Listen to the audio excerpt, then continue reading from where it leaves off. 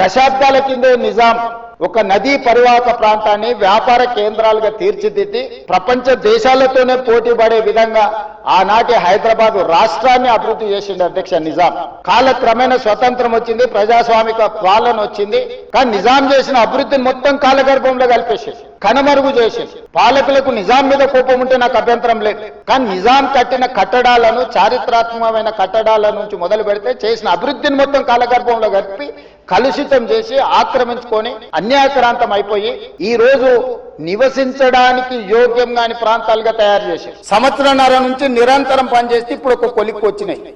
ఇంకొక సంవత్సరం పడుతుంది మొత్తం డీటెయిల్ ప్రాజెక్టు రిపోర్ట్ తయారు కావడానికి. 5 సంవత్సరాల కోసం కన్సల్టెంట్ కంపెనీని పెట్టుకున్నాం అధ్యక్ష. 5 సంవత్సరాలు ప్రాజెక్టు డిజైన్లు ఇవ్వడమే కాకుండా, అంచనాలు వేయడమే కాకుండా నిర్మాణంలో కూడా వాళ్ళ సహకారం ఉండాలని చెప్పి ఈరోజు అంతర్జాతీయ స్థాయి కంపెనీలను తీసుకొచ్చి మనం పెట్టుకున్నాం అధ్యక్ష. మొన్న వరదలు వచ్చినప్పుడు మూసి గేట్లు ఒకేసారి తెరిచి ఉద్దేశపూర్వకంగా ప్రజల ఇండ్లు మునిగిపోవాలి, రోడ్లు మునిగిపోవాలని ఈ ఉద్దేశపూర్వకంగా గేట్లు ఎత్తి ముంపు గురి చేసిన విషయం ప్రభుత్వం దృష్టికి వచ్చిందా? ఎందుకంటే పైన ఎంత వర్షం పడుతుంది, ఫ్లడ్ ఎంత ఉన్నదో చూసుకొని ముందే గేట్లు కొద్ది కొద్దిగా ఎత్తితే స్లోగా గ్రాడ్యువల్ గా ఫ్లడ్ బయటకు పోతుంది.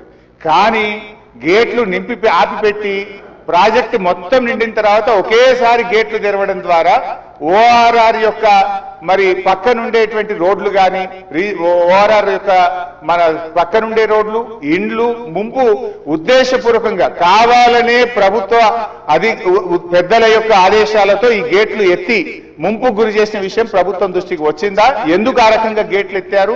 ఒకవేళ ప్రభుత్వానికి ఆ ఉద్దేశం లేకపోతే ఆ అధికారుల మీద ఏమైనా చర్యలు తీసుకున్నారా? సూటిగా సమాధానం చెప్పాలని చెప్పి నేను కోరుతా ఉన్నా అధ్యక్ష. చివరిగా నేను చెప్పేది, మీరు పేదవాళ్ళ ఇండ్లకి రాకండి. మూసి సుందరీకరణ పేరిట పేదల ఇండ్లు కూలగొడితే బీఆర్ఎస్ పార్టీ సీరియస్ గా వ్యతిరేకిస్తుంది. అవసరమైతే బుల్డోజర్లకు అడ్డంగా పడుకోనైనా అడ్డుకుంటామని గతంలో చెప్పాం. ఖాళీ స్థలాలు ఉన్నాయి, మీరు ఖాళీ స్థలాల్లో దాన్ని డెవలప్ చేయండి. మూసీలోకి గోదావరి నీళ్లు తెండి, మురికి నీరు లేకుండా చూడండి.